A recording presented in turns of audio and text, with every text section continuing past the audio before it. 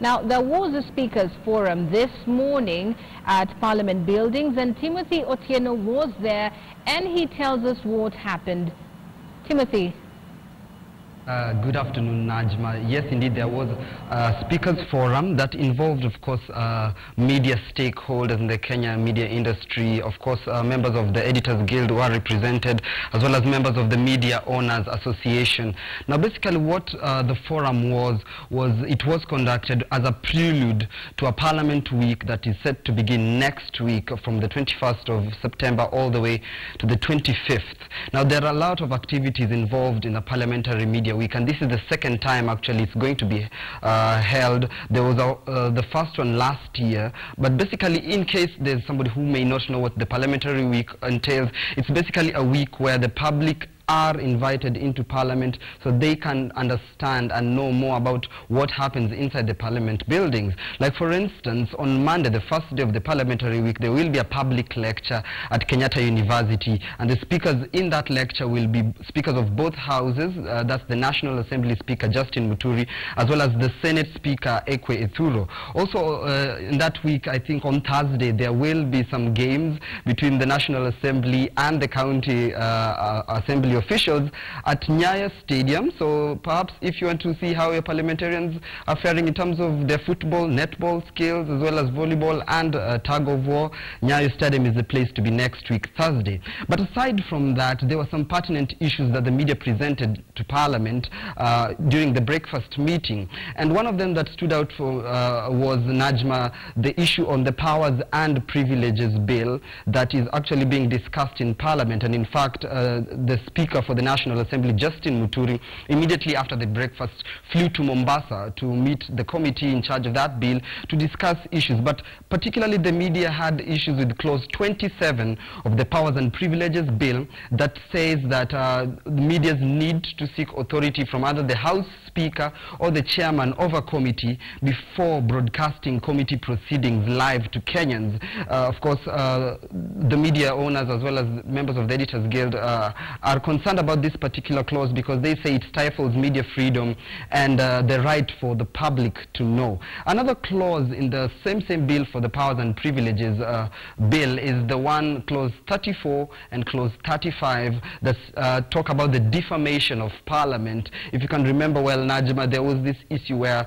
media or people believed, or media practitioners believed to have caused defamation to a member of Parliament, were liable to a fine of up to 500,000 Kenya shillings or a jail term of 2 years. So that's one of the bills that was one of the issues that were presented by the members of the media to the parliamentarians, that if these two clauses, clause 27 and clause 34, could be retracted from the bill, then there may be smooth sailing between the members of the Fourth Estate and members of the National Assembly. But Najma, the discussions are still ongoing. The Speaker for the National Assembly, Justin Muturi, said he had had the concerns and was going to relay the concerns to the members of the committee in Mombasa. But I'm just going to let you in on some of what was discussed this morning in Parliament. Najma, if you could just take a listen to what took place in the morning. We once again advise the National Assembly that the provisions of this bill are ill-advised, retrogressive, and have no place in the future of this country.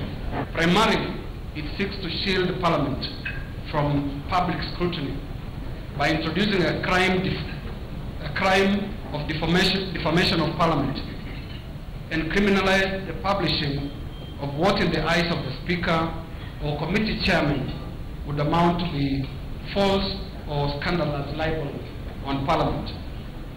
This bill prescribes a 500,000 shillings fine or a 2-year jail term, or both, for a journalist deemed to be in contravention.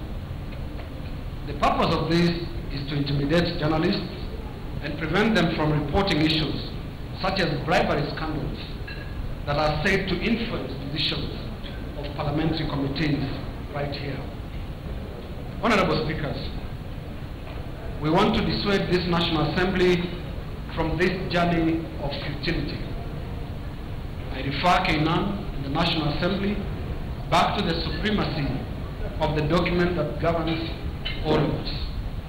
Constitution of Kenya 2010. This bill, I assure you, is an attempt to swim against the current. This very event this morning trashes the intentions of such a bill. There is no single owner of Kenya. All of us are owners of Kenya. Let's not confuse. My clerk talked about the trappings of rituals. But there is another ritual out there. We come to the Republic, to the annex and the pinnacle of leadership, and we forget that 46% of Kenyans are still unemployed. We forget that we are still giving relief to some Kenyans in this republic. These are the questions I would like the media to partner with Parliament, because these are really issues. These are the things we want to invite you. Of course, if we do the wrong thing, please expose us. I'm not saying cover us. We have no option but to work together with the media.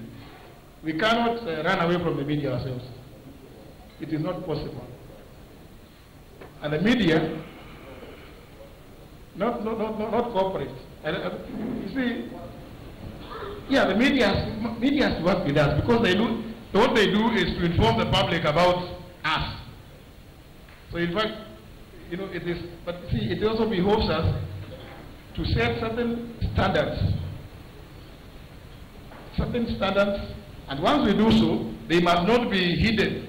They must be told, given to the media, that these are the standards we have set for ourselves. You judge us on these ones. When you see us going below, they must scream and tell the public, look, this guy said that this is how they are going to behave. But you know, they have gone down by this much.